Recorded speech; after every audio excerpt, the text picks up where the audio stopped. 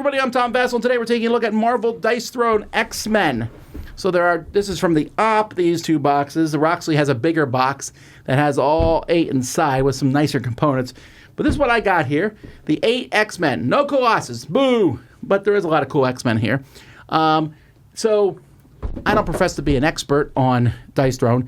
It is a game that I love a lot. And they made a Marvel Dice Throne Adventures, which we'll be reviewing separate in a later video. In this video, I'm just going to talk about my favorites here. I'm going to rank them from 1 to 8, but I want to be clear, I like them all. They're all really cool.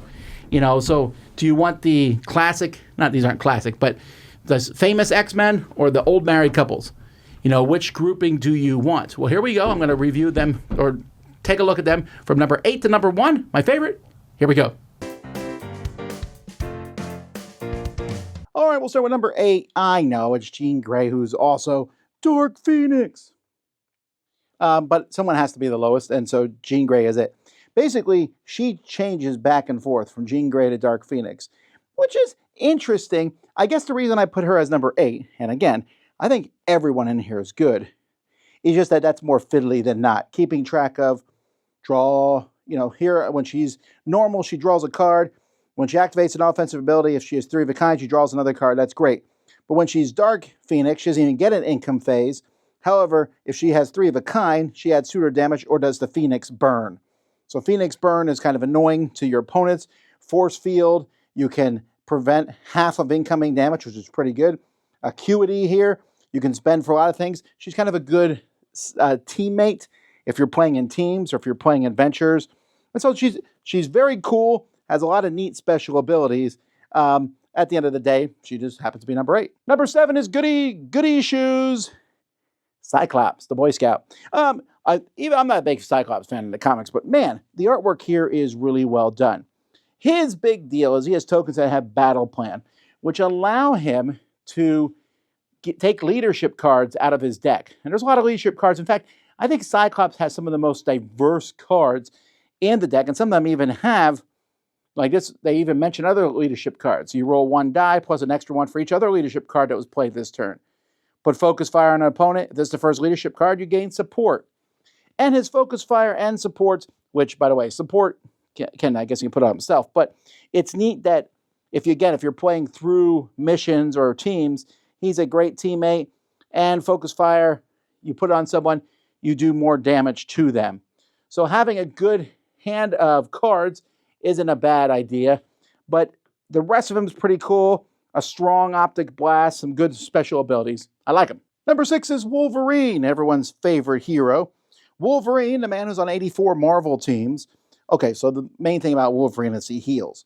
Heal, heal, heal, heal, heal. This constant small healing. But he also has a couple interesting side effects. He has Alpha, which he'll roll off against a person when he hits him with it, and they might skip their income phase next turn. And then Rage. Rage makes you spend a Rage token, add 3, or draw a card. If you have Rage, you can spend it and discard a card to add 3 damage to your deck. Okay, that's not a big deal. Well, it is a big deal, but you have many cards that say, if this card is discarded as a result of Rage, you get Rage back. If this one you discard spending Rage, it goes from 3 to 4, and then you're raged again. Here you roll 2 dice, and the card can go back in your hand. And so you have these cards that will do things for you besides this normal deck of cards. So I like that a lot. That's a lot of fun to have those Rage cards, and it makes him feel like Wolverine. Number 5 is the Southern Belle Rogue. Well, she actually has a card that says that. Rogue has, Rogue in the comics can like siphon other people's abilities. So there's a bit of that here. With influence, she can stop other people, but she's not, it's a hard game to like take other people's abilities away from them. But what she has here is this ionic energy where she's boosting up. And with these ionic tokens, you can spend them to add that much damage to your attack. But you only can spend 2 tokens. Although some of the tokens are 2. But you can pay a command point to spend up to 4. But then she has lots of cards. Here's more ways to get tokens. Here she can spend 4 for free on a turn. Here she increases her token limit by 1, the stack limit, and then roll 4 dice to get more tokens. So she can do a pretty hefty, devastating attack. And she has a cool defensive ability, in my opinion. Skyward, a good way to try to avoid damage or hit some back on your opponent. If you're playing with Rogue, there's going to be a battle to the end for sure. The top four, here number 4, they're just so good though. Rogue gets in her own extra die. I mean, she has her own regular dice, which are a cool shade of pink, but she has an extra die that you roll as your first roll. You can't re-roll it unless a card lets you do so, and there's not many of those that will mention the manifest die. But you can spend this to get half of it for damage or to replace one of your die, which means it's really easy for her to kind of take over, to roll the different combos here. I mean, if you're someone who gets frustrated because it's hard to roll a combo, then you want to play Psylocke. She also can prevent an opponent from gaining or inflicting status effects, which is kind of handy. There's agility to prevent half of it, and infiltration, where you can choose a die and make someone else re-roll them. So not only does she have a better chance at re-rolling dice and getting the thing, she'll make it so that you can't.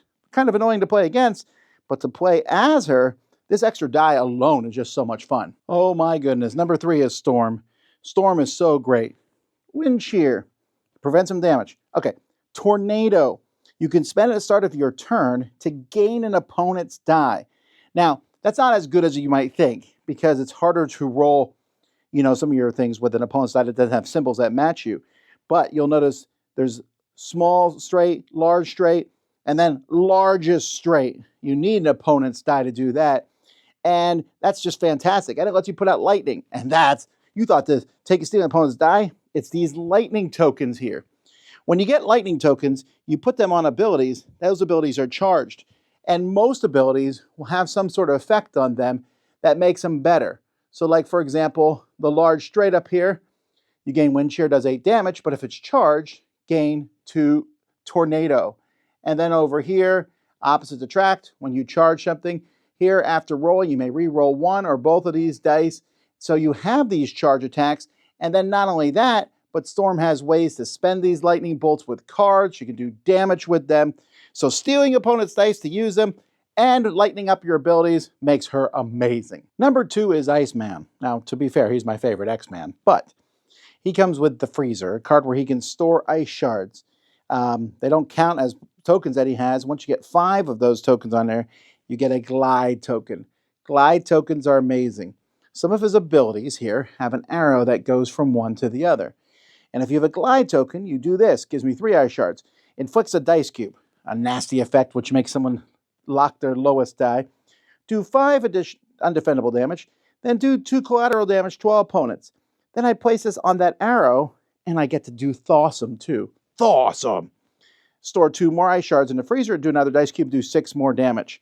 So you'll notice on different spots on the board, there are these arrows where you want to store up these glides, because if you get glides, you can do double. It has to be to the same opponent, but who cares? That's such an awesome thing to be able to slide into one. He also has a great Ice Storm super ability, really like Iceman. Then we have the Ragin' Cajun. Now this Gambit is super amazing. I think he's my favorite. He comes with these 4 cards that are face up in front of him, and many of the different abilities let you charge them. Once a card's charged, you use it. Add 2 damage, roll die, half that damage. Add a damage. If you have an offensive ability that has an ace on it, roll the die, add half that for damage. Add 2.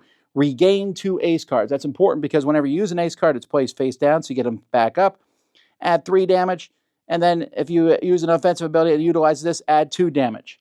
So you only have each of these cards once, but they're fun to add to your abilities, and one of them lets you bring them back.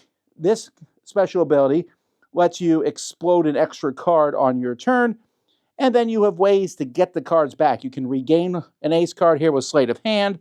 There are cards that let you charge them up, explode extra cards, or regain 3 of them. And then he has Disruption, Dissolution. Here you can heal people, and Disruption. Anyone who has that has to lose a command point. If they can't, they take 2 damage and remove this token. So I like his abilities. They're a lot of fun. Also, there's one that's called Ragin' Cajun, which is cool. But being able to use these cards and send them out to your opponent is not only thematically fun, it also is a useful ability in game. This is why he's my favorite.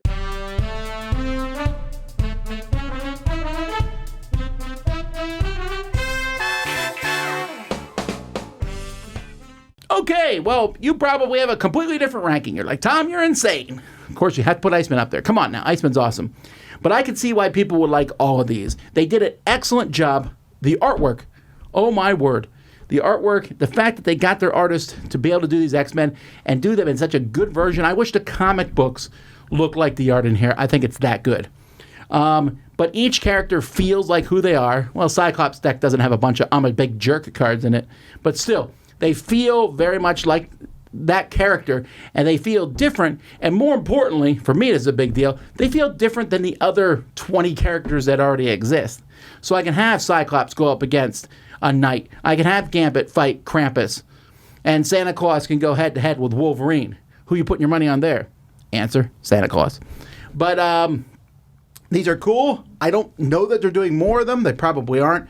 But I love that the X-Men are here. The Avengers were cool. But I'll tell you this. I like the X-Men better than the Avengers, at least, well, in real life, but also in Marvel Dice Throne.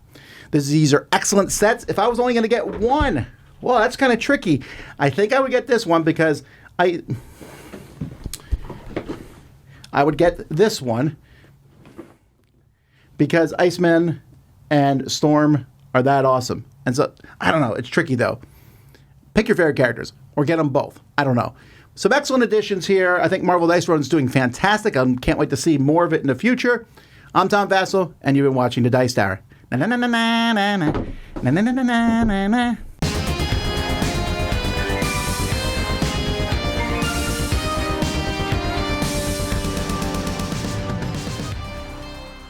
Hey everybody, thanks for watching this video. If you like this review or whatever you just watched, wasn't it amazing? Check out our channel, Dice Tower. We have all kinds of things. We review games, we do top 10s, we play games live. It's all about board games, but especially the people who play them. Check out Dice Tower YouTube channel.